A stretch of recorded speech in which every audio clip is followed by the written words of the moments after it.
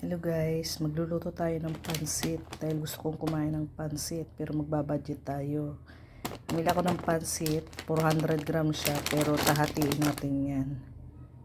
Bumili ako ng carrot, sinati ko din. Ayan, 20 na yan, isang carrot ng 20. Ganun din yung pechay, isang tumpok 20. Inati ko din siya. At itong sahog natin ay kikiam, 27 yan. Hatiin din natin yan para may pansahog tayo susunod. Luto tayo, tingnan natin kung hanggang saan naaabot ang ating budget. Guys, may nabili rin pala tayong heavy. Ayan, 10 yan. Lagyan na rin natin siya na yan para masarap. Ayan guys, ginisa-gisa lang natin yung gulay. Ayan siya.